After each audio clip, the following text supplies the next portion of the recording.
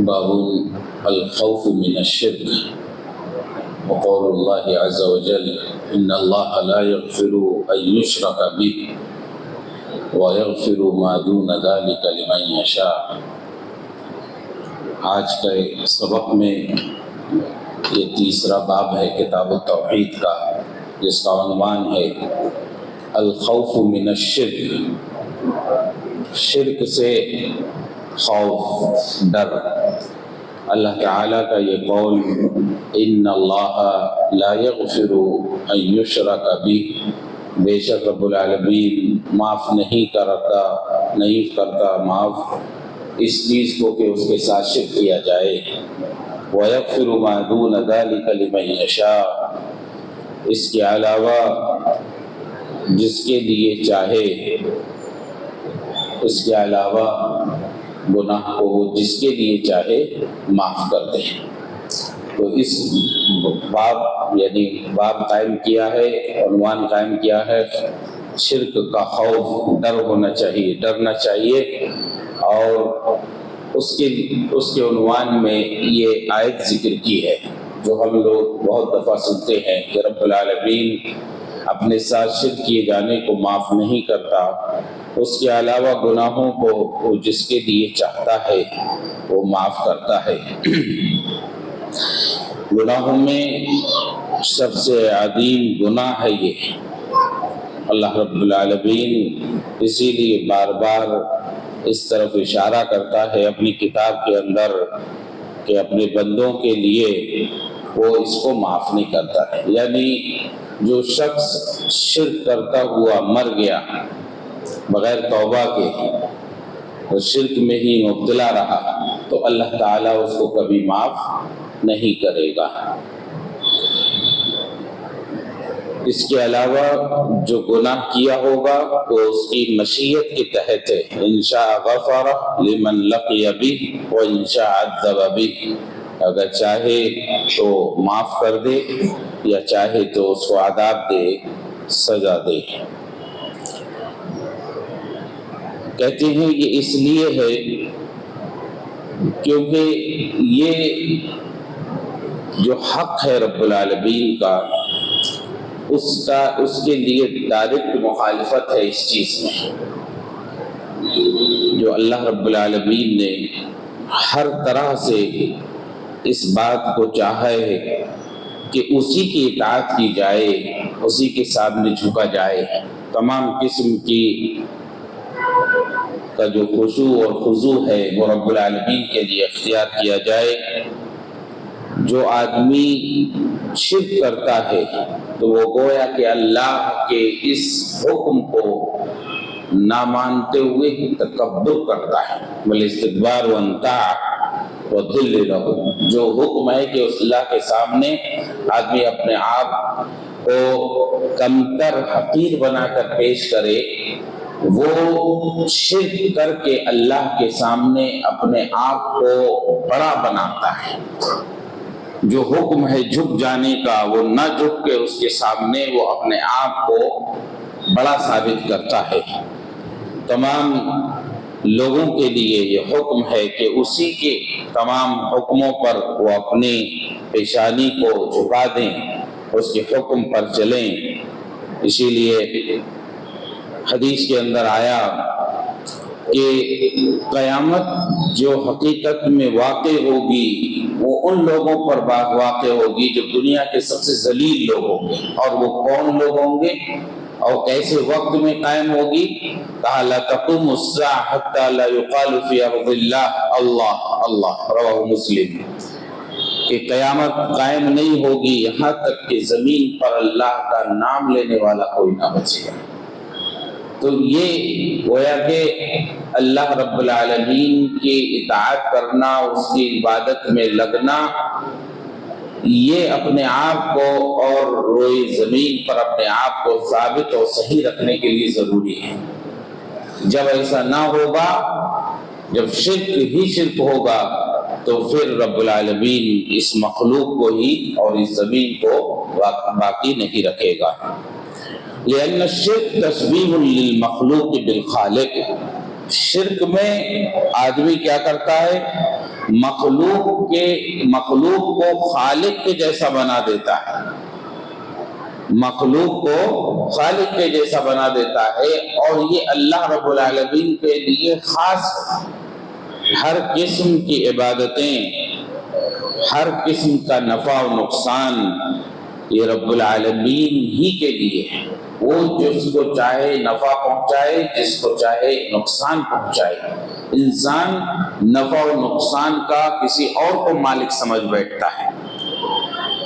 دعا، خوف، امید، توکل، عبادت کی جتنے بھی اقسام ہیں وہ سب کے سب اللہ رب العالمین کے لیے ہیں، اور جب انسان اس کے ساتھ شریک کرتا ہے تو وہ ان تمام چیزوں میں رب العالمین کے احکام کو توڑتا ہے۔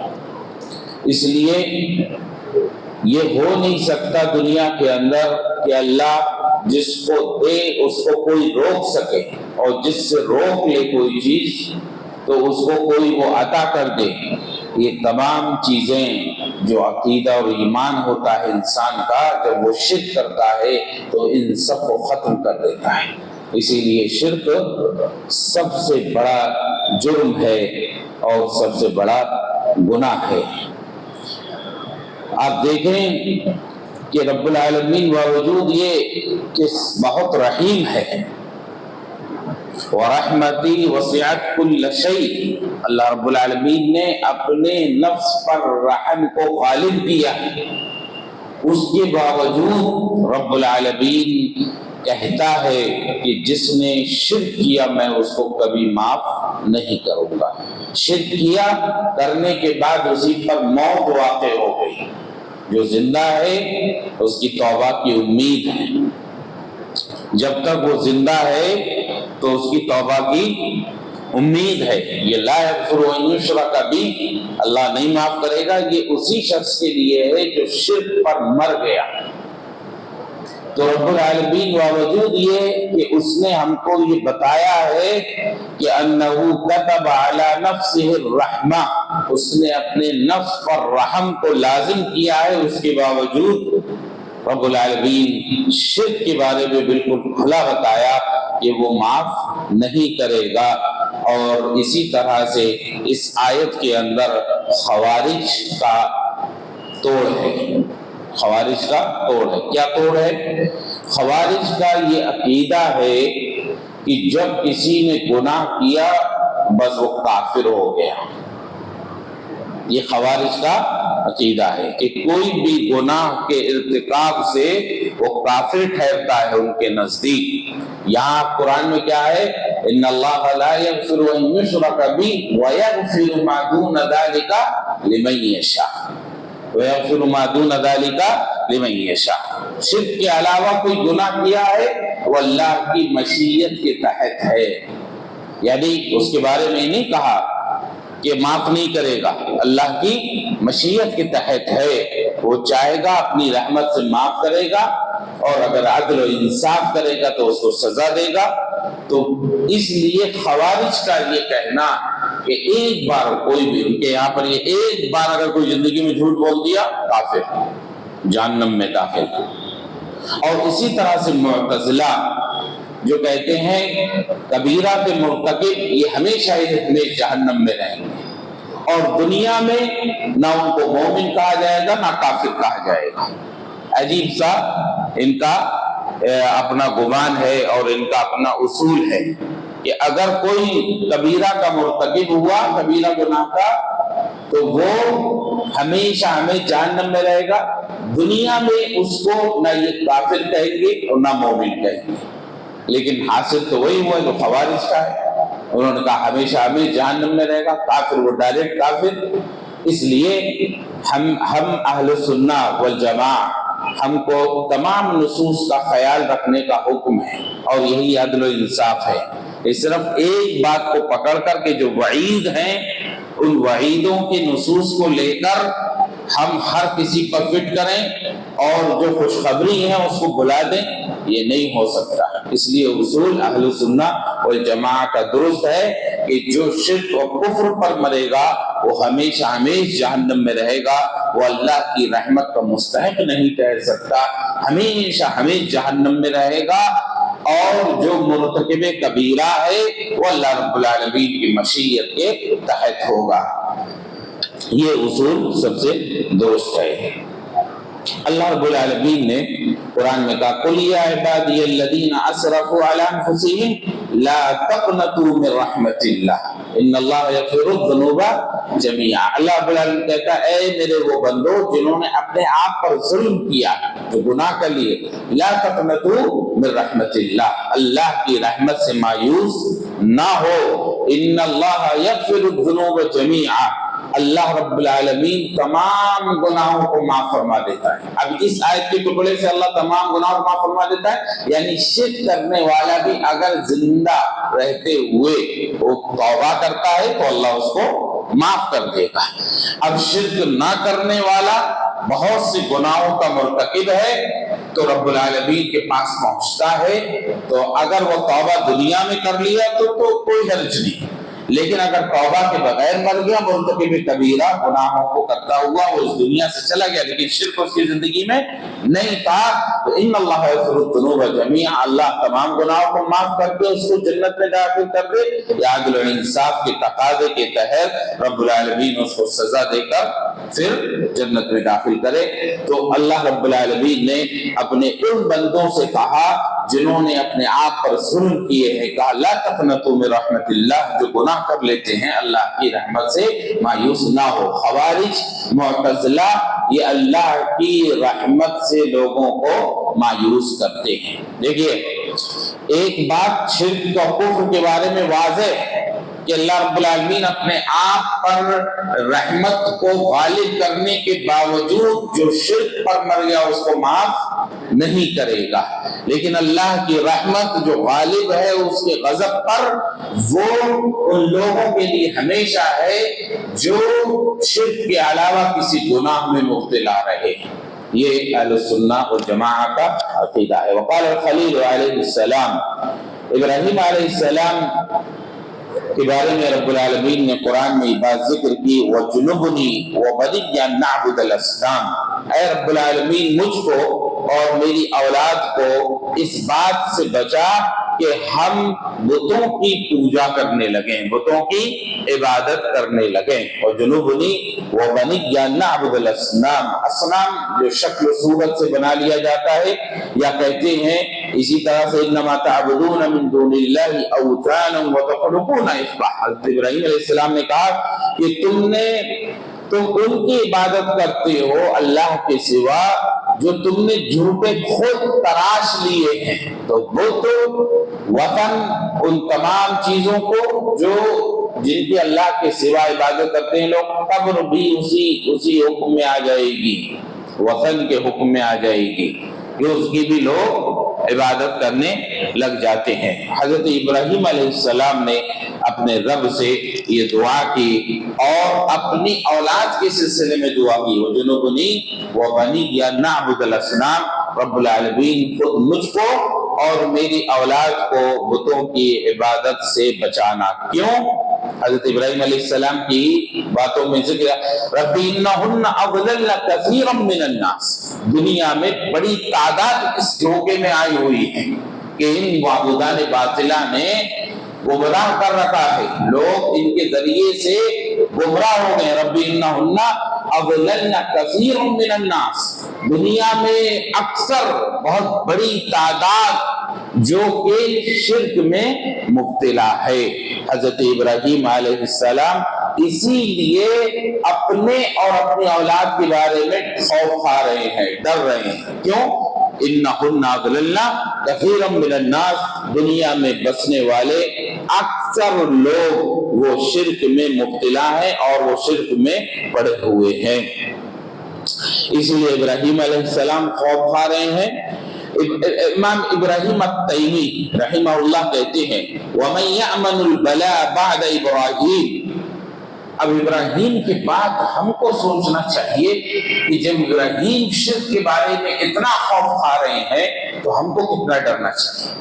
کہا وَمَن يَأْمَنُ الْبَلَاءَ بَعْدَ ابراہیم، اس مصیبت سے ابراہیم کے بعد کون ہے جو اپنے پر خوف نہ کھائے. یہی اس بات کا عنوان الخوف من الشرک، شرک سے خوف. ابراہیم علیہ السلام جیسے جلیل القدر نبی رسول وہ خوف کھاتے ہیں. وفي الحديث اخوف ما اخاف عليكم الشرك الاصغر فسئل عنه فقال الرياء. یہ حدیث پوری اس طرح امام احمد والطبرانی اور بحقی نے روایت کیا کہ حدثنا یونس قال حدثنا لیث عن یزید عن یعنی ابن الحادی عن عمرو عن محمود بن لبید ان رسول اللہ صلی اللہ علیہ وسلم قال ان اخوف ما اخاف علیکم الشرک الاصغر. اللہ کے رسول صلی اللہ علیہ وسلم فرمایا میں تم پہ شرک اصغر کے سلسلے میں سب سے زیادہ ڈرتا ہوں. قالوا وما الشرک الاصغر یا رسول اللہ، اے اللہ کے رسول شرک اصغر کیا ہے؟ کہا الریا، دکھاوا. یقول اللہ تعالی یوم القیامہ اذا جاز الناس باعمالهم اذهبوا الى الذين كنتم تراؤون في الدنيا فانظروا هل تجدون عندهم جزاء. قیامت کے دن اللہ رب العالمین ان دکھانے والے جب لوگوں کو ان کے اعمال کا بدلہ دے رہا ہوگا تو یہ ریا کے شکار لوگ جو لوگ دکھاوے کی عبادت کرتے ہیں ان سے رب العالمین کہے گا جاؤ ان لوگوں کے پاس جن کو دکھانے کے لیے تم عبادت کرتے تھے انہی سے اپنا بدلہ پاؤ. جاؤ ان سے کہو کہ ہم کو بدلہ دو، ہم نے تمہیں دکھانے کے لیے اعمال کیے تھے. تو کہا اس حدیث کے اندر اللہ کے رسول صلی اللہ علیہ وسلم نے ڈرایا، خود اپنے بارے میں کہا مجھے خوف ہے اپنی امت کے سلسلے میں. تو یہ امت کے سلسلے میں خوف، نبی صلی اللہ علیہ وسلم اپنی امت سے شفقت اور محبت کتنی رکھتے ہیں کہ وہ آگاہ کر رہے ہیں سب سے زیادہ امت اس میں مبتلا ہو سکتی ہے. اس لیے اللہ کے رسول صلی اللہ علیہ وسلم امت کو آگاہ کر رہے ہیں. تو کیا امت سے دشمنی ہے؟ نہیں، محبت ہے، الفت ہے، آپ کو لگاؤ ہے، اپنی امت سے شفقت ہے. کیوں؟ کہتے فلا خیر الا دلهم علیہ وامرهم به ولا شر الا بینه لهم واخبرهم به ونهاهم عنه كما قال صلی اللہ علیہ وسلم فيما صح عنه ما بعث الله من نبي الا كان حقا عليه ان يدل امته على خير ما يعلمه له. کوئی بھی نبی جب اللہ تبارک تعالی بھیجا ہے تو ان پر یہ حق تھا کہ وہ اپنی امت کو اس خیر اور اس بھلائی سے متنبہ کرے، بتا دیں، تعلیم دیں جو اللہ رب العالمین نے ان کو علم دے رکھا ہے. اور جو شر ہو سکتا ہے، جو امت کے لیے شر ہو سکتا ہے، اس سے امت کو واقف کرا دیں. اسی لیے نبی صلی اللہ علیہ وسلم اپنے اصحاب کو اس بات کی تعلیم دے رہے ہیں کہ تمہارے باوجود یہ کہ صحابہ اکرام کا علم ہم سے، ہمارا علم ان کے برابر کبھی بھی نہیں ہو سکتا. صحابہ کے تقوی کے مطابق ہمارا تقوی کبھی بھی نہیں ہو سکتا. ہم تو ان کے نقش قدم پر چلنے کی کوشش کرتے ہیں. وہ لوگ علم کے کمال، عمل کے کمال اور تواضع کے کمال، ہر قسم کا کمال رکھتے تھے. ان کے ایمان کی قوت، ان کے علم و عمل کی قوت کو ہم نہیں پہنچ سکتے. اللہ کے رسول صلی اللہ علیہ وسلم اپنے صحابہ کو یہ تعلیم دے رہے ہیں اور یہ ڈرا رہے ہیں، یہ سمجھا رہے ہیں کہ تم پر کہیں ایسا معاملہ پیش نہ ہو جائے کہ تم ریا کا شکار ہو جاؤ. تو گویا کہ ہم لوگوں کے لیے یہ اور زیادہ خوف کا معاملہ ہوا کہ ہم اپنے بارے میں اس سلسلے میں زیادہ فکر مند رہیں. ابو یعلا ابن منذر نے حذیفہ ابن یمان سے روایت کرتے ہوئے وہ ابو بکر سے، وہ نبی صلی اللہ علیہ وسلم سے روایت کرتے ہیں الشرک اخفى من دبیب النمل. قال ابو بکر یا رسول اللہ وهل الشرك الا ما عبد من دون الله او ما دعي مع الله. اللہ کے رسول نے کہا شرک یہ چیٹی کے چلنے سے باریک چیز ہے. ابو بکر نے کہا یا رسول اللہ شرک تو یہ ہے جو اللہ کے سوا جس کی عبادت کی جائے. جس کو اللہ کے ساتھ کسی اور کو پکارا جائے. قال ثقلتک امک الشرک فیکم اخفى من دبیب النمل. کہا تمہاری ماں تم کو گم پائے. یہ اصل میں جب ترجمہ اردو میں ہوتا ہے تو لگتا ہے بد دعا ہے. یہ اصل میں شفقت کا کلمہ ہے نا. محبت میں شفقت میں عرب ایسے بہت سی باتیں بولتے ہیں. اگر اس کا ٹرانسلیٹ کر کے دیکھیں تو آپ کہیں گے یہ کیا بات کہہ دی. ثقلتک امک تمہاری ماں تم کو گم پائے تو مطلب کیا تمہاری ماں پریشان ہو جائے گی نا گم پائے گی تو اس کا ایک طرح کا بد دعا کا کلمہ ہوا. لیکن یہ کہتے ہیں گوگل سے ٹرانسلیٹ کر کے کام نہیں چلے گا. گوگل پہ آپ مارو گے یہی بتائے گا تمہاری ماں تم کو گم پائے. ثقلتک امک ہے. اب جو لوگ گوگل اور علم حاصل کرتے ہیں ہواؤں میں تو ان کے اس طرح کی کبھی بھی گمراہی ان کو لگ سکتی ہے. یہ ایک عربی طرز ہے, شفقت اور محبت دکھانے کا کلمہ ہے. اپنی زبان میں اردو میں بھی مائیں اپنے بچوں کو بہت سی ایسی باتیں بولتی ہیں کہ اس کو اگر سنجیدگی سے سوچو تو وہ اچھی نہیں دکھتی, لیکن ان کا مقصد وہ نہیں ہوتا ہے جو سمجھا جائے اس سے. اگر اس کا ٹرانسلیٹ کر کے بتایا جائے تو وہ بھی کچھ اور معنی ہوگا, ہے نا. جیسے کبھی کبھی شوہر بیوی کو کیسے ہنسی کرنے کے لیے اس کے بھائیوں وغیرہ کے بارے میں کچھ بات بولتا ہے. اس کا مقصد یہ نہیں ہوتا ان کے اندر عیب لگانا, لیکن مقصد ہوتا ہے اس سے کچھ دل لگی کرنا, ہے نا, ماحول کو اچھا بنانا. ایسا ہوتا ہے کہ نہیں. اگر اس کو فوراً گوگل پر ٹرانسلیٹ کر کے دیکھیں گے تو معنی گڑبڑ ہو جائے گا. ثقلتک امک الشرک فیکم اخفى من دبیب النمل. اللہ کے رسول نے کہا کہ تم میں شرک یہ چیٹی کی چال سے زیادہ باریک ہے. وفیہ اس حدیث کے اندر آگے ہے ان تقول آتانی اللہ وفلان. بہت دفعہ ایسا ہوتا ہے ہم بول دیتے ہیں اللہ نے ہم کو عطا کیا اور اس نے عطا کیا, ایسا بولتے ہیں. والند ان یقول الانسان لولا فلان لقتلنی فلان. فلاں آدمی نہیں آتا تو میں تو قتل ہو جاتا, میرا ایکسیڈنٹ ہو جاتا, ایسا بولتے ہیں نا. تو کہا کہ اس طرح سے بھی کبھی کبھی واقع ہو سکتا ہے شرک. اس لیے کلمات کو بہت سوچ سمجھ کے استعمال کرنا چاہیے. اللہ کے رسول صلی اللہ علیہ وسلم کے پاس ایک شخص آیا, ماشاء اللہ وشئت, ماشاء اللہ وشئت. اس نے کہا جو اللہ چاہے وہ آپ چاہیں. اللہ کے رسول صلی اللہ علیہ وسلم نے کہا کہ ان تجعل للہ ندا, تم نے اللہ کا شریک ٹھہرا دیا. تو یہ ہرگز یہ شرک اکبر نہیں ہے. بہت سی ایسی باتیں جو بولی جاتی ہیں اس کا فوراً ڈائریکٹ معاملہ شرک اکبر کا نہیں ہوتا, لیکن شرک اصغر سے اس کا تعلق ہو جاتا ہے. اس لیے اس سے بھی نبی صلی اللہ علیہ وسلم نے ڈرنے کو کہا ہے.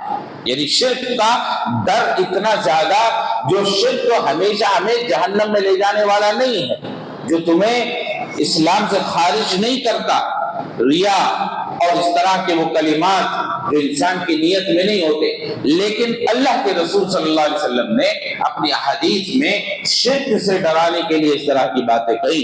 عبداللہ بن مسعود سے روایت ہے ان رسول اللہ صلی اللہ علیہ وسلم قال من مات وهو يدعو من دون الله ندا دخل النار.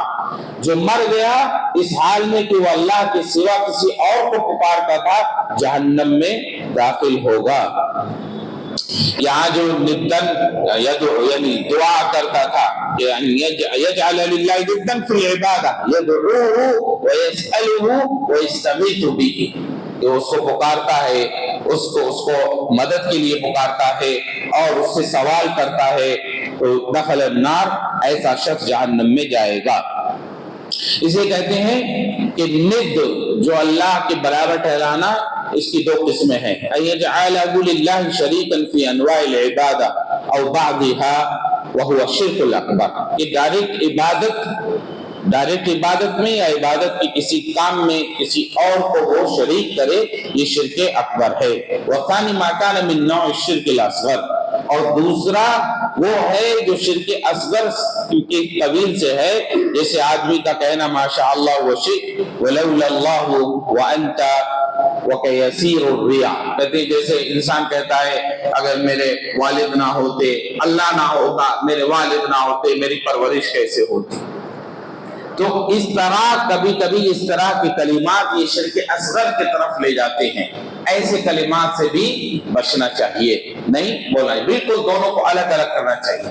اللہ رب العالمین نے آپ کو ذریعہ بنایا کہ آپ نے ہماری پرورش کی، رب حقیقت میں اللہ ہے، لیکن آپ کو ہمارا مربی بنا کر چھوڑا کہ آپ نے ہماری اچھی تربیت کی، دیکھ بھال کی، اس طرح ہر طریقے سے، تاکہ ہم کسی بھی طریقے پر شرک میں مبتلا نہ ہوں۔ ولمسلم عن جابر رضی اللہ عنہ ان رسول اللہ صلی اللہ علیہ وسلم قال من لقي الله لا يشرك به شيئا دخل الجنہ ومن لقيه يشرك به شيئا دخل النار۔ مسلم میں حضرت جابر بن عبداللہ رضی اللہ عنہ کی روایت ہے، کہتے ہیں اللہ کے رسول صلی اللہ علیہ وسلم نے فرمایا جو اللہ سے ملا اس حال میں کہ اللہ کے ساتھ کسی کو شریک نہیں کرتا تھا جنت میں جائے گا، اور جو ملا اللہ سے ملاقات کیا اس حال میں کہ وہ اللہ کے ساتھ شرک کرتا تھا وہ جہنم میں داخل ہوگا۔ اس حدیث کے اندر بھی اسی بات کو بیان کیا گیا ہے کہ اگر شرک میں مبتلا آدمی مر گیا تو وہ جہنم میں جائے گا، اور جو شرک سے بچ کر مرا تو وہ جنت میں داخل ہوگا۔ یہاں جنت و جہنم دونوں کا بیان ہوا ہے ایک ساتھ۔ مسائل یہ کہتے ہیں کہ فیہ المسائل، جو ابھی ہم نے یہ نصوص پڑھے تو چند آیتیں سنی، چند احادیث سنی، تو اس میں کون کون سے مسائل ہمارے سامنے آئے؟ کہتے ہیں الاولی الخوف من الشرک، سب سے پہلی بات ہم کو کیا بات معلوم ہوئی کہ شرک سے ڈرنا چاہیے۔ الخوف من الشرک، ابراہیم علیہ السلام جیسے بڑے اور ابو الانبیاء وہ لوگ ڈرتے تھے تو ہم کو اور زیادہ ڈرنا چاہیے۔ الثانی الریاء من الشرک، شرک میں سے ہے ریا، دکھاوا شرک میں سے، حدیث کے اندر بیان کیا گیا۔ الثالث انہ من الشرک الاصغر، یہ معلوم ہوا ہم کو کہ ریا شرک میں سے ہے لیکن وہ شرک اصغر ہے۔ الرابع انہ اقبح ما یخاف منہ علی الصالحین، کہ یہ شرک اصغر وہ شرک ہے کہ صالحین پر اس میں سب سے زیادہ ڈرا جاتا ہے، صالحین پر سب سے زیادہ ڈرا جاتا ہے اس میں، کیونکہ جو لوگ عبادت کرتے ہیں انہی سے ریا کا امکان ہوتا ہے، اسی لیے جو عبادت کرنے والے لوگ ہیں، نیک لوگ ہیں، انہی پر سب سے زیادہ اس کا خوف ہوتا ہے۔ الخامس قرب الجنت والنار، جنت اور جہنم کے کا بیان ہوا، کہا آخری جو حدیث سنے ہم کہ جو مرا اس حال میں کہ شرک کیا جہنم میں، جو مرا بغیر شرک کے جنت میں، اس طرح سے کہتے ہیں السادس الجمع بین قربہما فی حدیث واحد، ایک ہی حدیث کے اندر دونوں کا ذکر ہوا ہے، دونوں قریب قریب بیان کے، بیچ میں اور کوئی بات ذکر نہیں کی گئی، ڈائریکٹ کہا جنت اور جہنم، بیچ میں اور کوئی راستہ ایسا نہیں ہے جو لٹکا کر رکھا۔ کل سرات کیا نام ہے جو ایک ہوگا آراف، وہ کچھ وقت کے لیے ہوگا، کچھ دیر کے لیے ٹھہرا دیا جائے گا، لیکن یہ نہیں کہ مستقل وہ کسی کا ٹھکانہ ہو، مستقل ٹھکانہ جنت یا جہنم، دونوں کا ڈائریکٹ یہاں حدیث کے اندر ذکر ہوا ہے، اسی لیے ہمارے یہاں مسائل بیان کیے جاتے ہیں، بالکل کو یہ حق ہے، یہ باطل ہے، بیچ میں لٹکا کر مت چھوڑو کہ ہو سکتا ہے ادھر بھی حق ہو سکتا ہے ادھر بھی باطل ہو سکتا ہے، بہت سے دنیا میں اس طرح کے لوگ ہیں جو ہم کو لٹکا کر رکھنا چاہتے ہیں، ایسا نہیں ہونا چاہیے۔ السابع انه من لقي لا يشرك بشيء دخل الجنة ومن لقيه يشرك بشيء دخل النار ولو كان من اعبد الناس، یہ بات معلوم ہوئی کہ جو شرک کر کر مرا وہ جہنم میں جائے گا، اور جو شرک سے بچ کر مرا وہ جنت میں جائے گا، اگرچہ وہ بہت عبادتیں کرنے والا کیوں نہ ہو، بہت لوگوں میں بہت بڑا عبادت گزار مشہور کیوں نہ ہو، اگر شرک واقع ہو گیا تو پھر کیا ہوگا؟ جہنم میں داخل ہوگا۔ اس لیے صرف عبادتوں پر ہی اترانا نہیں چاہیے، عبادتوں کا جائزہ لیتے رہنا چاہیے، اللہ سے کہنا چاہیے، ابراہیم علیہ السلام کا مجھ سے اے رب العالمین کہیں ایسا نہ ہو کہ میں بتوں کی عبادت کرنے لگوں، بتوں کی عبادت۔ حضرت ابراہیم علیہ السلام نے یہ بھی نہیں کہا کہ میرے اندر شرک اصغر وغیرہ پیدا ہو جائے، بتوں کی عبادت، یعنی اس قدر خوف ہونا چاہیے شرک کا، اور ہمیشہ اس چیز سے ڈرتے رہنا چاہیے۔ الثامنہ المسألۃ العظیمہ سؤال الخلیل لہ ولبنیہ وقایۃ عبادۃ الاصنام۔ ہم کو یہ بات معلوم ہوئی کہ ابراہیم علیہ السلام اپنے اور اپنی اولاد کے لیے بتوں کی عبادت سے بچنے کا رب العالمین سے سوال کرتے ہیں۔ التاسع اعتبار بحال الاکثر لقوله رب انہن اضللن کثیر من الناس، کہ اکثر دنیا میں لوگ شرک میں مبتلا ہیں۔ کیوں؟ رب انہن اضللن کثیر من الناس، یہ آیت بتاتی ہے کہ اکثر دنیا میں لوگ شرک میں پڑے ہوئے ہیں۔ العاشر فيه تفسیر لا الہ الا اللہ کما ذکر البخاری، ہم نے جو سبق پڑھا اس میں امام بخاری کے اندر یہ امام بخاری نے یہ روایت نام مات وهو يدعو من دون اللہ ندا دخل النار۔ لا الہ الا اللہ کی یہ تفسیر ہوتی ہے، لا الہ الا اللہ کہنے والا کسی کو اللہ کے سوا عبادت کا مستحق نہیں سمجھتا۔ اسی لیے امام بخاری نے لا الہ الا اللہ کی تفسیر میں کئی جگہ کئی حدیثوں کو ذکر کیا ہے۔ کہتے ہیں لا الہ الا اللہ کی تفسیر میں یہ چیز آتی ہے کہ آپ صرف اللہ کو معبود مان لیں، غیر اللہ کی آپ انکار نہ کریں، آپ کا لا الہ الا اللہ کہنا درست نہیں ہوا۔ دونوں ہونا چاہیے، تمام معبودان باطلہ کا انکار اور ایک اللہ وحدہ لا شریک کے لیے اثبات ثابت کرنا۔ الحادی عشر فضیلت من سلم من الشرک، فضیلت ان لوگوں کی جو شرک سے بچ جائیں۔ کیا فضیلت؟ وہ جنت میں جائیں گے، اگر گناہ کر کے بھی مرے ہیں تب بھی رب العالمین کی مشیت کے تحت ہوں گے، اور اگر وہ اعلیٰ مقام پر مرے ہیں اور ان کی توحید پختہ تھی، ہر طرح سے شرک کی آمیزش، گناہوں کی معصیت کی آمیزش سے پاک تھی، تو وہ ڈائریکٹ جنت میں جائیں گے۔ یہ باب پورا ہوا۔ چوتھا باب ہے باب الدعاء الى شہادت لا الہ الا اللہ۔ چوتھا باب اس عنوان کے تحت کہ اللہ یہ جو شہادت ہے لا الہ الا اللہ کی، اس کی طرف دعوت دینا۔ وقول اللہ تعالی قل هذه سبیلی ادعو الى اللہ علی بصیرۃ انا ومن اتبعنی وسبحان اللہ وما انا من المشرکین۔ کہہ دیجئے آپ کہ میرا یہ سیدھا راستہ ہے، میرا یہ راستہ ہے ادعو الی اللہ، میں تمہیں اللہ کی طرف بلاتا ہوں، علی بصیرۃ دلیل و برہان کے ساتھ، انا ومن اتبعنی میں اور جو میری اتباع کرتا ہے، وہ اس دعوت کے لیے وہ کھڑا ہوتا ہے اور لوگوں کو بلاتا ہے۔ وسبحان اللہ، اللہ کی ذات پاک ہے، وما انا من المشرکین، اور میں مشرکوں میں سے نہیں ہوں۔ کہتے ہیں مصنف رحمہ اللہ نے جب دیکھیں کہ آپ اس سے پہلے یہ باتیں بیان کی، انسان کیوں پیدا کیا گیا ہے، اللہ نے اپنی عبادت کے لیے پیدا کیا ہے، توحید کو ثابت کرنا، جب توحید ثابت ہوگی تو جنت میں جائے گا، اور شرک سے ڈرتے رہنا، یہ ساری چیزیں جب ہم نے جان لی، سمجھ لی، اب ہم پر یہ ہے کہ صرف یہ نہیں ہے کہ جان کر ہم بیٹھے رہیں۔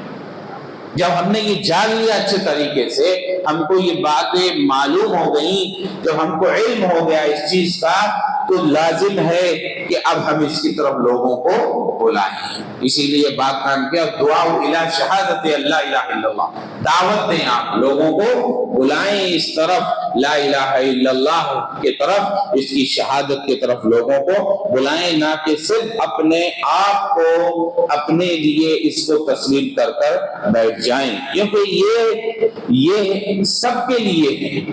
جو سمجھ رہا ہے، سمجھ چکا ہے، اس کے اوپر ضروری ہے کہ وہ دوسروں کو اس چیز کو سمجھائے۔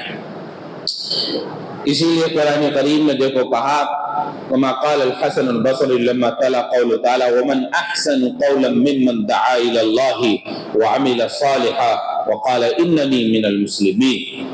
اس سے بہترین بات کس کی ہوگی جو اللہ کی طرف لوگوں کو بلائے اور عمل صالح کرے، اور وہ اپنے آپ کو کہے وقال اننی من المسلمین، میں مسلمان ہوں۔ فقال هذا حبیب اللہ، هذا ولی اللہ، هذا صفوۃ اللہ، هذا خیرۃ اللہ، هذا أحب أهل الأرض إلى الله أجاب الله في دعوته ودعا الناس إلى ما أجاب الله فيه من دعوته وعمل صالحا في إجابته وقال إنني من المسلمين هذا خليفة الله. یہ جتنے القاب دے سکتے ہیں ان لوگوں کو دیا جا سکتا ہے کہ جو خود اسلام لائیں اور اس پر عمل کریں اور لوگوں کو اس کی طرف بلائیں. یہ ہیں حبیب اللہ، ولی اللہ، صفوت اللہ، خیرت اللہ. جتنا زمین پر اللہ کے سب سے محبوب بندے یہی لوگ ہوتے ہیں جو اللہ کی دعوت پر لبیک کہتے ہیں، توحید کو سمجھتے ہیں، توحید کو جانتے ہیں، شرک کو پڑھتے ہیں، اس سے بچتے ہیں، اس کا خوف رکھتے ہیں، پھر اس کے بعد لوگوں کو یہ تعلیمات دیتے ہیں اور برملا کہتے ہیں کہ ہم مسلمان ہیں، اللہ رب العالمین پر ایمان رکھنے والے ہیں. ھذا خلیفۃ اللہ. امام حسن بصری رحمہ اللہ کہتے ہیں یہی لوگ ہیں اصل زمین پر اللہ کے جانشین. اس لیے ان کو خلافت قائم کرنا چاہیے نا. جائے کہ اللہ نے بھیجا ہے زمین پر خلیفہ بنا کے، تو اللہ کی خلاف خلیفہ کا خلافت کا معنی نہیں ہے. ابھی دیکھو آگے انشاءاللہ وہ بات آئے گی. قل هذه سبيلي ادعو الى الله على بصيرة انا ومن اتبعني وسبحان الله وما انا من المشركين. کہتے ہیں قل یا محمد، اے محمد صلی اللہ علیہ وسلم، هذه الدعوة التي ادعو اليها والطريقة التي انا عليها من الدعاء الى توحيد الله واخلاص العبادة له دون الآلهة والاوثان والانتهاء الى طاعته وترك معصيته. تاکہ یہ دعوت کیا ہے؟ خالص توحید کی دعوت، شرک، ہر قسم کے شرک اور بدعات سے پاک اور صاف دعوت. قل هذه، یہ دعوت جو اللہ کی اطاعت کی طرف بلاتی ہے، اس کی معصیت سے روکتی ہے. یہی سبیلی، یہ میرا راستہ ہے، یہ میرا طریقہ ہے. کس کا طریقہ ہے؟ محمد صلی اللہ علیہ وسلم کا. کون کہلا رہا ہے؟ اللہ تبارک و تعالی. قل، کہیے اے محمد، ہذہ، یہ خالص توحید کی دعوت جو شرک اور کفر اور ہر قسم کی معصیت سے پاک و صاف ہو، سبیلی، یہ میرا طریقہ، یہ میرا راستہ ہے. ادعو الی اللہ، میں اللہ کی طرف اسی راستے کی طرف بلاتا ہوں، میں اسی علی بصیرۃ.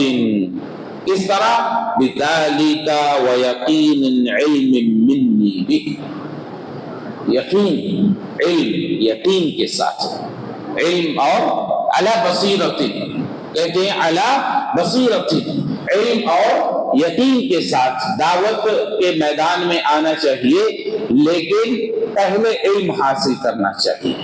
علم حاصل کیے بغیر اگر آپ ڈائریکٹ دعوت کی طرف جائیں گے تو آپ اپنے خود ایمان کی حفاظت نہیں کر پائیں گے. آپ اصل میں جب یہ سب باتیں بیان کی جاتی ہیں کہ جب تم نے جان لیا تو دوسروں کو دعوت دو، تو ہمارے یہاں کیا ہوتا ہے کہ کچھ باتیں سیکھنے کے بعد وہ اپنے آپ کو اس درجے میں سمجھنے لگتے ہیں. آپ دیکھیں صحابہ اکرام میں اللہ کے رسول صلی اللہ علیہ وسلم نے کتنے صحابہ کو اس مہم پر بھیجا. اب دیکھیں آپ پورے، اگر آپ کے ذہن کے اندر پورا جو خاکہ آپ سنتے رہتے ہیں، پڑھتے رہتے ہیں یا کسی بھی طریقے سے، کیا ہر صحابہ کو آپ نے کہا جاؤ دعوت و تبلیغ کرو، نکل جاؤ 40 دن سامان باندھو اور بورا اٹھاؤ، برتن باندھو اور نکل جاؤ؟ معاذ بن جبل کو بھیجا، کہا تم ایسی قوم کے پاس جا رہے ہو جو اہل کتاب میں سے ہیں، سب سے پہلے ان کو جس بات کی طرف تم بلاؤ گے وہ توحید ہے، اللہ کی عبادت کی طرف ہے. یہ کہا اللہ کے رسول صلی اللہ علیہ وسلم. کیوں ان سے کہا کہ تم جا رہے ہو، بلاؤ گے؟ کیونکہ معاذ بن جبل یہ صحیح معنی میں اعلی بصیرت پر تھے، علم اور یقین پر تھے. ہمارے یہاں پر یہ بڑا جھول ہے. جھول کیا ہے؟ کچھ لوگ اس طرح کی باتیں سن کے دعوت کے میدان میں جاتے ہیں تو اب وہ اپنے اساتذہ کو بھی یہ کہنے لگتے کہ یہ لوگ تو ڈرپوک ہیں، گھروں میں بیٹھے ہوئے ہیں، مسجدوں میں آ کر درس دے دیتے ہیں، اور ان کو اگر یہ کہا جائے کہ آؤ میدان میں آ کر دعوت و تبلیغ کرو تو نہیں کرتے. یہ کون آدمی کہہ رہا ہے؟ یہ وہ طالب علم کہتا ہے بات جو اپنے درجے کو اس لائق نہیں ہوا کہ اس کے بارے میں یہ کہا جائے کہ اس کا استاد کہے کہ یہ علم کے کسی درجے تک پہنچ چکا ہے. اس کو کسی نے سند نہیں دی۔ دیکھیے آپ کہیں گے سند تو صحابہ کرام کے پاس نہیں، نعوذ باللہ ایسا نہیں، سند تھی۔ سند صحابی ہونا خود سند ہے، لیکن ان صحابہ میں بھی کیا تمام صحابہ نکلے اس ذمہ داری کو لے کر؟ بتائیے مجھے، جن کو علم و یقین کے درجے پر تھے وہ لوگ پہنچتے۔ ہمارے یہاں دیکھیے ابھی جو خلفشار ہوا ہے چند سالوں میں، کچھ جگہوں پر دعات کے نام پر چند آیتیں چند حدیثیں سنا کر ان کو دعوت کے میدان میں اتار دیا جاتا ہے۔ اب وہ کیا سمجھتے ہیں؟ اب کیا ہوتا ہے دیکھیے، بہت سے ایسے لوگوں کو ہم نے خود دیکھا ہے جو اس میدان میں گئے بعد میں منکر حدیث ہو گئے۔ کیوں؟ ان کا علم کا درجہ چند وہ آیتیں انہوں نے پڑھی، حدیثیں پڑھی، اب کوئی ٹھوس مستشرقین کا علم لیا ہوا ٹھوس اس نے جب وہ آیتیں اور وہ حدیثیں سنائی جو بظاہر ٹکراؤ میں نظر آتی ہیں، جب انہوں نے وہ باتیں بتائیں اور وہ باتیں جو شبہ ڈالا جاتا ہے اسلام کے سلسلے میں، جو دشمنوں نے محنت کر کے اتنی محنت کی کہ حدیث نمبر انہوں نے لکھا، حدیثوں کا نمبر محدثین نے نہیں لکھا، جو آج نمبر آتا فلاں حدیث یہ اتنا اتنا، یہ مسلمانوں کا کام نہیں ہے، یہ مسلمانوں کے دشمنوں کا کام ہے۔ انہوں نے حدیثوں میں نمبر ڈالے اس لیے تاکہ حدیثوں کو آپس میں ایک دوسرے سے خلاف دکھا سکیں کہ ایک حدیث میں اللہ کے رسول یہ کہہ رہے ہیں، ایک حدیث میں یہ کہہ رہے ہیں۔ اب جیسے ایک حدیث میں کہا کہ کوڑی کے بیمار سے دور بھاگو، ایسا بھاگو جیسا کہ شیر دیکھ کر بھاگ جاؤ اس سے، کوئی بیمار ہو ایسا جس کو کوڑی کی بیماری ہوتی ہے اس سے دور بھاگو۔ اور دوسری حدیث کے اندر کہا اور کوئی چیز نہیں، سب سے پہلے جس کو ہوئی وہ کہاں سے آئی؟ گویا کہ آپ نے کہا کہ کوئی بیماری متعدی نہیں ہے کہ ایک کو دوسرے سے لگ جائے، اور پھر آپ یہاں کہہ رہے ہیں کہ کوڑی کو دیکھ کر یہ لگنے لوگوں کے درمیان میں ایک تھا کہ کوڑی کی بیماری ایسی ہے کہ ایک سے دوسرے کو لگ جاتی ہے، تو آپ نے کہا اس کو دیکھ کر دور بھاگ جاؤ، ایسا بھاگو جیسے شیر کو دیکھ کر بھاگتے۔ اب یہ حدیث اور یہ حدیث دونوں آپس میں ٹکراتی ہوئی نظر آ رہی ہے کہ نہیں؟ اب وہ تو پڑھ کے گیا تھا چند وہ آیتیں جو دعوت کے میدان سے تعلق رکھتی ہیں، توحید کی طرف بلاتی ہیں، شرک سے ڈراتی ہیں۔ اب اس کے سامنے کوئی ایسا پڑ گیا کہ اس نے اس کو اس طرح کی بات کیا، اب تو وہ ہکا بکا رہ گیا۔ کیا اعلیٰ بصیرت تھی؟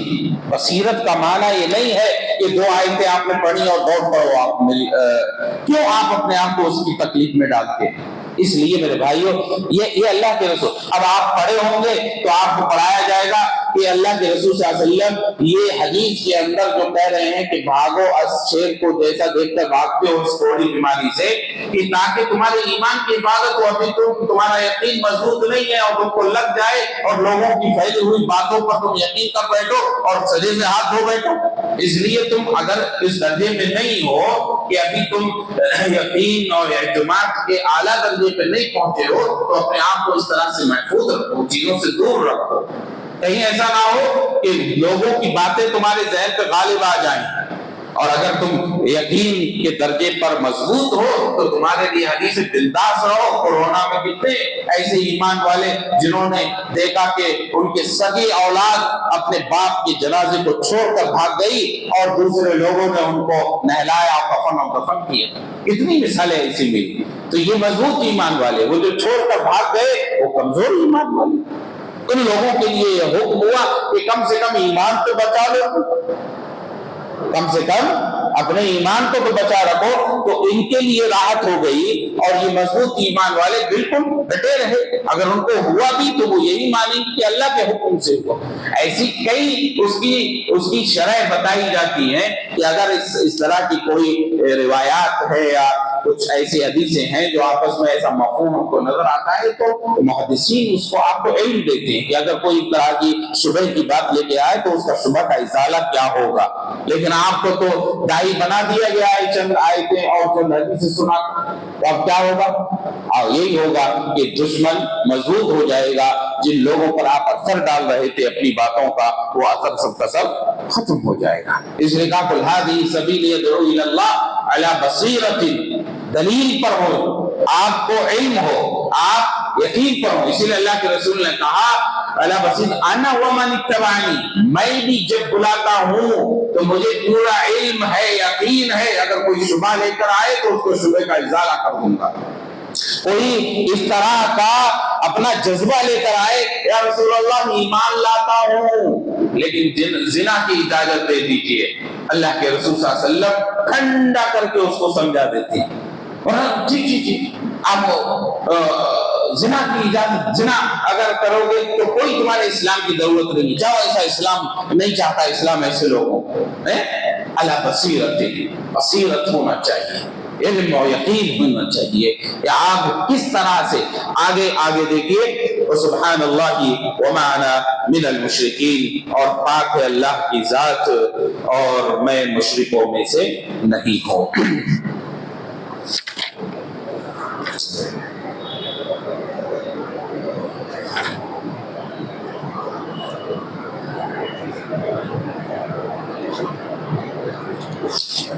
इमाम इब्न क़य्यिम रहमहुल्लाह कहते हैं, ये दूसरी एक और आयत है जिसमें कहा गया उदउ इला सबील रब्बिका बिल हिकमति वल मौइज़तिल हसना वजादिलहुम बिल्लती हिया अहसन। एक तो ये आयत हो गई कि इस तरह से बुलाना चाहिए कि आपकी नियत में इखलास हो, आप हक की तरफ बुलाएं, अपने नफ्स की तरफ ना बुलाएं। अला बसीरतिन कुल हादिही सबीली अदउ इलल्लाह, अल्लाह ला इला नफ्स, अपनी बादशाहत की तरफ नहीं, अपनी जात की तरफ नहीं। आप जब इस दर्जे में रहना चाहते हैं, बसीरत के साथ हो, आप इल्म हो और तौहीद की तमाम तर दलाइल से अल्लाह रब्बुल आलमीन को पाक और साफ करने वाली वो तमाम आयतें और हदीस आपको इल्म होना चाहिए, और उन चीजों से आप दूर रहे कि जो चीज आपको कहीं मुश्किलों से ले जाकर ना लगाते हैं। तो इमाम इब्न क़य्यिम रहमतुल्लाह कहते हैं, ये उदउ इला सबील रब्बिका बिल हिकमति वल मौइज़तिल हसना, तुम अपने रब की तरफ लोगों को बुलाओ हिकमत के साथ, मौइज़त के साथ, मौइज़त हसना वाज के साथ, नसीहत के साथ, वजादिलहुम बिल्लती हिया अहसन, और अगर हुज्जत की दलील की जरूरत पड़े, उनसे टकराव की शक्ल आए तो तुम उनसे टकराओ अहसन तरीके से। इमाम इब्न क़य्यिम कहते हैं ज़करा सुब्हानहू तआला मरातिब दावा, दावत के मर्तबों को बयान फरमाए हैं। वजालुहा सलासत अक़साम, यहाँ पर 3 किस्में बयान किए हैं।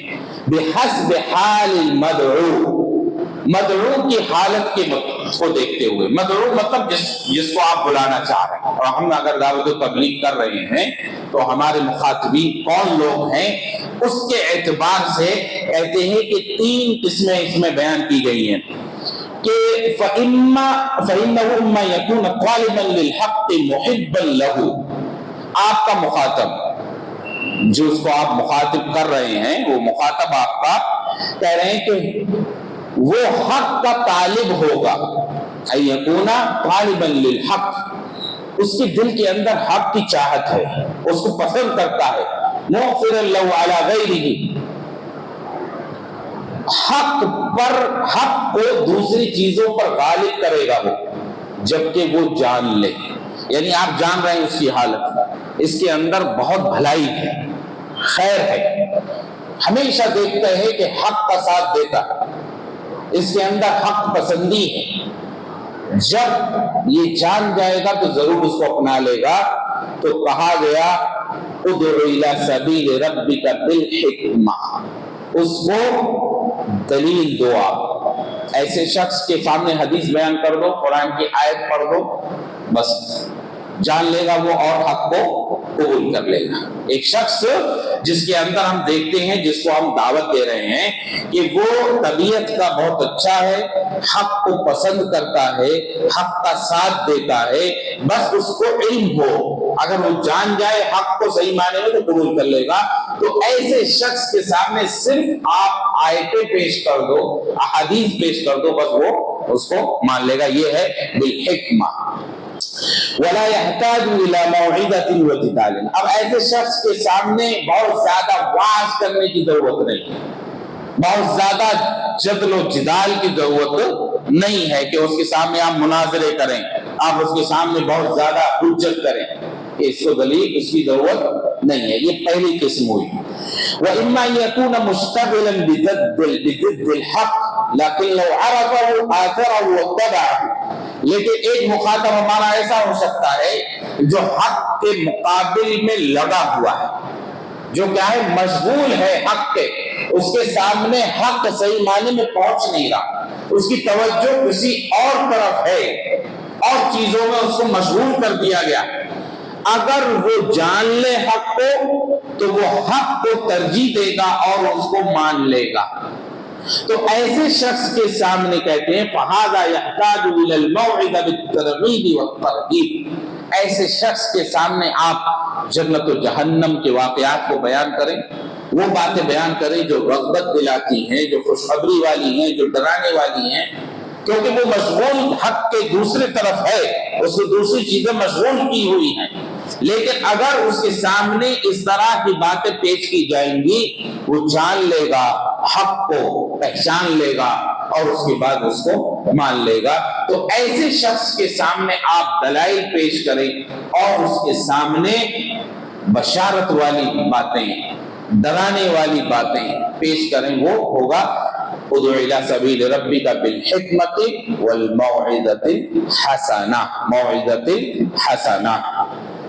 کہتے ہیں وَإِمَّا يَكُونَ مُعَادِنًا مُعَارِضًا، تیسری قسم ایسی ہوگی کہ آپ اس کے سامنے حق پیش کرتے ہیں تو وہ اپنے دلائل دے گا، وہ آپ سے حجت کرے گا، وہ آپ سے مناظرہ کرے گا، وہ آپ کے سامنے اپنے لوگوں کی باتوں کو پیش کرے گا، تو کہا گیا فَهَذَا يُجَادَلُ بِالَّتِي هِيَ أَحْسَنُ، تو کہا گیا وَجَادِلْهُمْ بِالَّتِي هِيَ أَحْسَنُ، ان لوگوں سے اب آپ مجادلہ کریں، بحث و مباحثہ کریں، مناظرہ کریں، ان سے ان کے سامنے آپ اس طرح کا معاملہ کریں۔ دیکھیے اسی نے کہا دائی مدعو کی حالت سے واقف ہونا چاہیے کہ کس علاقے میں ہے، وہاں کے لوگوں کا مزاج کیا ہے، کس طرح کی بات کو وہ پسند کرتے ہیں، ان کے اندر کتنی چاہت ہے، وہ اپنے آپ کو کتنا تیار رکھے ہوئے ہیں، کیا وہ پوری طریقے سے اس طرف توجہ کرے ہوئے ہیں یا ان کی عادت توجہ ہے،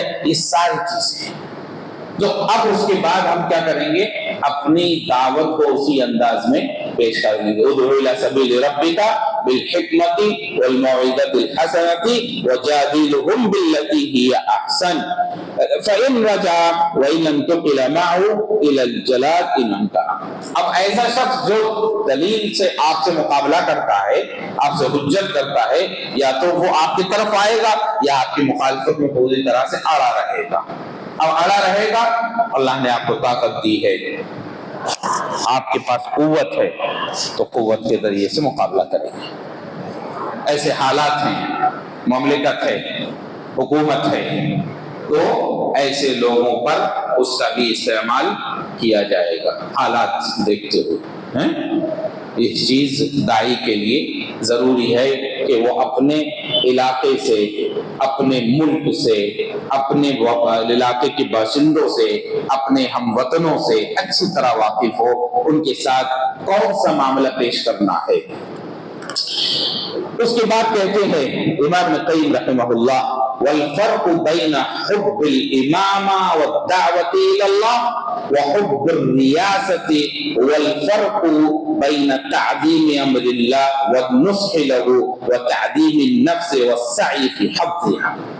یہ درجہ ہوا، یہ امام بنے گا، جو یہ دعوت کا کام کرے گا وہ امام بنے گا، لوگوں کے درمیان میں مقتدا بنے گا، لوگ اس کی اقتدا کریں گے، اس کو بڑا مانیں گے، لیکن کہتے ہیں کہ اب دو طرح کی امامت ہے، ان دونوں امامتوں کا فرق سمجھنا ہے۔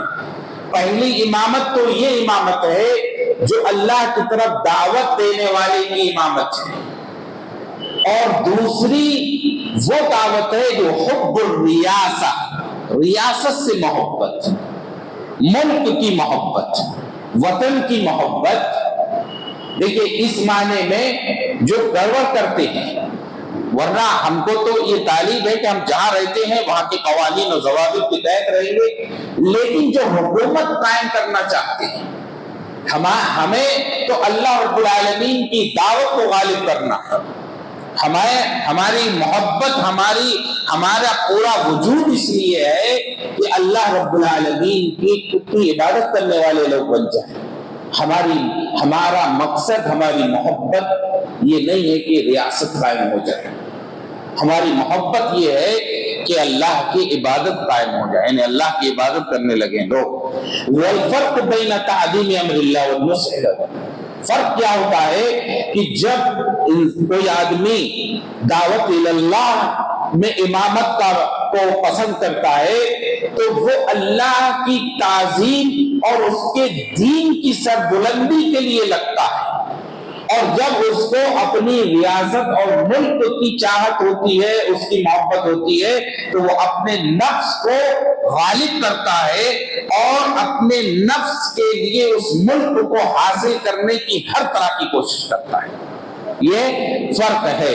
فَإِنَّ النَّاصِحَ لِلَّهِ الْمُحِبُّ لَهُ يُحِبُّ أَن يُطَاعَ رَبُّهُ فَلَا يُعْصَىٰ، اللہ کی طرف بلانے والا داعی، اس کے ذہن و دماغ میں اس کا ہدف، اس کا گول صرف یہ ہوتا ہے کہ اس کی رب کی اطاعت کی جائے، اس کی معصیت نہ کی جائے، اس کا کلمہ بلند ہو، اس کا دین یہی غالب ہو، اور تمام کے تمام بندے اللہ کے حکم پر لگ جائیں، اس کے منع کردہ چیزوں سے بچ جائیں۔ اس کا مطمع نظر، اس کا ہدف، اس کا گول یہ ہوتا ہے۔ وہ ہمیشہ اسی بات کی فکر میں رہتا ہے کہ اللہ رب العالمین اس کو متقیوں کا امام بنا دے، اس طرح کہ لوگ اس کو دیکھ کر اللہ کی اطاعت میں لگیں، لوگ رب العالمین کی پسند اور ناپسند کو اپنی پسند اور ناپسند پر غالب کریں۔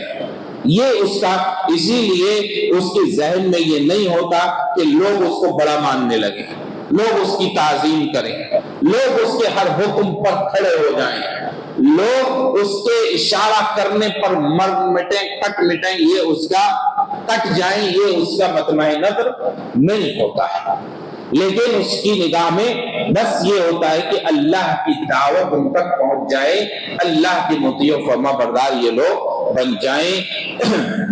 اسی لیے رب العالمین نے عباد الرحمن کی صفت کو ذکر کرے، وعباد الرحمن الذین یمشون علی الارض ہونا واذا خاطبهم الجاہلون قالوا سلاما والذین یبیتون لربهم سجدا وقیاما۔ اس تمام صفاتوں کو ذکر کرتے ہوئے ان کی ایک دعا ذکر کی، والذین یقولون ربنا هب لنا من ازواجنا وذریاتنا قرۃ اعین واجعلنا للمتقین اماما۔ تو وہ دعا کرتے ہیں رب العالمین سے کہ رب العالمین ان کی بیویاں، ان کی اولاد، ان کی آنکھوں کی ٹھنڈک بن جائیں۔ کس طرح ٹھنڈک بنیں گی؟ جب وہ اللہ اس کے رسول کے حکم کے مطابق چلیں گے، جب اللہ اس کے رسول کے حکم کے مطابق چلیں گی، چاہے بیوی ہو چاہے اولاد ہو، اس کے بغیر آنکھوں کی ٹھنڈک نہیں بن سکتی۔ تو وہ دعا کرتے ہیں ربنا هب لنا من ازواجنا وذریاتنا قرۃ اعین، تاکہ گھر میں سکون سے رہیں، وجعلنا للمتقین اماما، اور جب باہر نکلے تو متقی لوگوں کے امام بن سکیں، وجعلنا للمتقین اماما، تاکہ اللہ رب العالمین ان کے دلوں کو یہ خوشی عطا فرمائے جب وہ دیکھیں کہ بندے اپنے رب کی اطاعت و فرما برداری میں لگے ہوئے ہیں، تو وہ اپنے آپ کو متقیوں کا امام سمجھیں اور لوگ ان کو تقوی میں امام سمجھیں، وہ اللہ کی اطاعت میں ان کو امام سمجھیں۔ کہا یہ ہے کہ دیکھیے کہ وہ گھروں میں بھی سکون سے رہتے، کیونکہ آنکھوں کی ٹھنڈ، گھر میں گئے تو آنکھوں کی ٹھنڈک، باہر نکلے دل کی خوشی کہ لوگوں کو دیکھتے ہیں کہ تمام تر شرک اور کفر و بدعات کو چھوڑ کر صرف ایک اللہ وحدہ لا شریک کی عبادت میں لگے ہوئے ہیں۔ اور یہ امام اور محکم جس کی امامت قبول جو کر رہا ہے اور جس کو امام بنا، یہ دونوں ایک دوسرے کے اللہ کی اطاعت میں معاون ثابت ہوتے ہیں۔ ان میں امام کبھی اپنے آپ کو یہ نہیں سمجھتا کہ یہ لوگ جو میری بات مان کر اللہ کی اطاعت میں لگے ہیں یہ میری سنیں، اس کے ذہن کے اندر یہ بات نہیں ہوتی کبھی میری سنیں، اس کے ذہن کے اندر ہوتی ہے اللہ اس کے رسول کی سنیں۔ اس لیے کبھی اگر امام کے اندر بھی غلطی ہوتی ہے تو وہ اس کو اس بارے میں اشارہ دیتے ہیں اور وہ اس بات کو سنتا ہے اور اس بات پر غور کرتا ہے کہ وہ ایک دوسرے کے کیا ہیں، ایک دوسرے کے معاون ثابت ہوتے ہیں۔ اب کہتے ہیں اسی لیے ان آیتوں میں جو عباد الرحمن کی آیتیں ہیں اولئک یجزون الغرفۃ بما صبروا ویلقون فیہا تحیۃ وسلاما، یہ ساری چیزیں ان کو حاصل ہو رہی ہیں کہ انہوں نے صبر کیا، یقین کیا، علم رکھا، یقین عمل کر کے ایک دوسرے کے معاون ثابت ہوئے اور بنسبت ان کے برخلاف دنیا کی محبت رکھنے والا وہ شخص جو ریاست قائم کرنا چاہتا ہے اور اس کے دل کے اندر ریاست کی محبت ہوتی ہے تو پھر اس کا مقصد کیا ہوتا ہے؟ اس کا مقصد زمین پر غلبہ حاصل کرنا ہوتا ہے، وہ چاہے اس کو جو کرنا پڑ جائے، اس کو جو بھی کرنا پڑتا ہے۔ ادھر دیکھو اللہ کی توحید کی طرف بلانے والا وہ اپنے آپ کو اس کے اندر لگا دیتا ہے، لوگ اس کے خلاف جاتے ہیں، اس پر ظلم کرتے ہیں، زیادتی کرتے ہیں، وہ کبھی لوگوں پر اس طرح کا معاملہ نہیں کرتا، وہ معاف کرتا ہے، وہ اللہ سے دعائیں کرتا ہے۔ رسول اللہ صلی اللہ علیہ وسلم کی زندگی پوری بھری پڑی ہوئی ہے اس چیز سے۔ طائف میں لوگوں نے مارا، اس کے باوجود جبکہ اللہ کی طرف سے اتھارٹی آئی، فرشتہ آیا، آپ کا حکم ہو تو ان کو الٹ دیا جائے، رسول اللہ کہا نہیں، کیونکہ میری نظر میں دعوت اللہ ہے، مجھے یقین ہے کہ یہ میری دعوت نہیں مانتے، ان کی کوکھوں سے نسل جو پیدا ہوگی وہ اللہ رب العالمین کی عبادت کرنے والی ہوگی۔ لیکن جب مقصد ریاست قائم کرنا ہو تو بادشاہ یہ نہیں سوچتا پتہ نہیں یہ بغاوت پر آ جائیں تو پتہ نہیں کیا کریں گے، یہ تو دور رہا کہ اس کے خلاف جائیں، وہ ان لوگوں کو بھی ملیا میٹ کر دیتا ہے جن پر شبہ ہوتا ہے کہ ریاست کے خلاف نہ چلے جائیں، اپنے سگے بھائی کو مار دیتا ہے، سگے باپ کو مار دیتا ہے۔ کہا اسی لیے ہمارے دلوں کے اندر اللہ رب العالمین کی دین کی دعوت و تبلیغ ہونا چاہیے، ریاست کی محبت اور ریاست کا قیام نہیں ہونا چاہیے، کیونکہ جو لوگ ریاست کے حاصل کرنے کے طالب ہوتے ہیں تو وہ اپنے مقصد کو حاصل کرنے کے لیے، زمین پر غلبہ حاصل کرنے کے لیے لوگوں کو اپنا غلام بناتے ہیں، وہ ہر اشارے پر لوگوں کو اپنے نچاتے ہیں، وہ چاہتے ہیں کہ کوئی بھی ان کی ریاست میں ان کے مزاج کے خلاف کام نہ کرے۔ انہوں نے جو کہا اس پر آمنا و صدقنا کہنا ہے، ان کا مددگار اور ان کا معاون بن کر رہنا ہے، کسی بھی چیز میں ان کی مخالفت نہیں کرنا ہے۔ اگر مخالفت وزیر کرا تو وزیر کو زمین دوز کرا دیں گے، ایسا ہوتا ہے یہ دیکھیے۔ لیکن اگر امام متقیوں کا ہے تو اگر اس کو ایک معمولی سا مصلی اس کے ساتھ نماز پڑھنے والا اللہ نے اس کو بڑی عزت دی ہو، وہ بھی اگر ترش روح سے ملے تو اس کے سامنے بھی خندہ پیشانی سے بات کرتا۔ یہ ہے اماموں کا، متقیوں کا امام۔ اور یہ دنیا کا طالب جو چاہتا ہے زمین پر ریاست قائم ہو تو وہ ہر اس شخص کو مٹا دینا چاہتا ہے، ہر اس چیز کو ختم کر دینا چاہتا ہے جو اس کی ریاست کے آڑے آ سکتی ہے، جو اس کی حکومت کے خلاف ہو سکتی ہے۔ اس لیے وہ ہر قسم کے فساد اور اس کے ساتھ رہنے والے لوگ اس کا ساتھ دیتے رہتے ہیں۔ جب وہ مر جاتا ہے تو بہت سارے لوگ اپنے افسوس ملتے ہیں، ہاتھ تو ہاتھ ملتے ہیں افسوس سے، ہم نے اس ظالم کا ساتھ دیا۔ بہت سے لوگ جو اس کا ساتھ دیتے رہتے ہیں اس کی طاقت و قوت پر، بعد میں جب وہ نہ رہے تو پھر بعد میں ان لوگوں پر حیا ہوتا ہے یہ تو بہت غلط کام ہو گیا، یہ تو خون بہا دیا گیا، یہ ظلم کر دیا گیا لوگوں پر۔ لیکن متقیوں کے امام یہ کام نہیں کرتے۔ ہم کو جو حکم ہوتا ہے، ہمارا جو منہج ہے، ہم کو جو سکھایا گیا ہے، جو صحابہ کا منہج ہے، نبی صلی اللہ علیہ وسلم جو صحابہ کو بتا کر گئے، وہ یہ والا راستہ ہے کہ ہماری نگاہ میں یہ ہونا چاہیے کہ لوگ اللہ کی اطاعت پر لگ جائیں، لوگ اللہ کی معصیت سے رک جائیں۔ اسی بات میں ہماری امامت ہے۔ امامت کا معنی ہمارے یہاں پر خلافت و ملوکیت نہیں ہے، ہمارے پاس وہ معنی نہیں ہے، ریاست کا قیام نہیں ہے۔ ہمارے پاس جب زمین پر اللہ ہی کی عبادت کرنے والے ہوں، شریعت کے ماننے والے ہوں، تو وہ اپنا قوانین کیسے بنائیں گے؟ وہ لوگوں کے قوانین پر چلیں گے، ہرگز نہیں ہو سکتا ایسا۔ تو جب لوگ ایسے ہو جائیں گے جو اللہ کے حکم پر چلنے والے ہوں گے، یہ دیکھیے بنیادی فرق ہے۔ ریاست کی محبت رکھنے والا، ریاست کے قیام والا، وہ ریاست کے لیے مجبور کرتا ہے، اور امام المتقین وہ اللہ رب العالمین کی عبادت کے لیے چاہتا ہے کہ لوگ اس کی عبادت کو اپنی زندگی میں اپنا لیں۔ یہی فرق ہے۔ رب العالمین ہمیں صحیح سمجھ عطا فرمائے۔ یہ جو باب ہے الدعاء الی شہادۃ لا الہ الا اللہ، اس کا ایک ابھی ٹکڑا ہوا ہے انشاءاللہ بعد کے درس میں، باقی جو اور احادیث ہیں کئی ایک اس کے ضمن میں انشاءاللہ اس کی آگے درس کیا جائے گا۔ اللہ رب العالمین ہمارے یہاں بیٹھنے کو قبول فرما لے۔ ہم جو باتیں کرتے ہیں اور جو سنتے ہیں رب العالمین ہمیں خود توفیق دے، ہم سمجھ کر اس پر عمل کریں، ہمیں اپنی زندگیوں میں اس کو اپنانے کی توفیق عطا فرما۔ رب العالمین ہر قسم کے فتنے شر سے ہماری حفاظت فرما۔ رب العالمین ہمارے بولنے میں جو خیر ہے اس خیر کا سب سے پہلے ہم کو فائدہ پہنچا، اور اس کے بعد دوسروں تک پہنچے وہ فائدہ۔ رب العالمین ہمارے بولنے میں اگر کچھ شر ہے تو رب العالمین اس شر سے ہم کو پہلے ہماری حفاظت فرما اور مسلمانوں کی حفاظت فرما۔ رب العالمین ہم سب پر رحم و کرم فرما، جب تک اس دنیا میں رہیں اسلام پر عمل کرتے رہیں، ہمارا خاتمہ ایمان پر فرما۔ سبحانک اللہم و بحمدک، اشہد ان لا الہ الا انت، استغفرک۔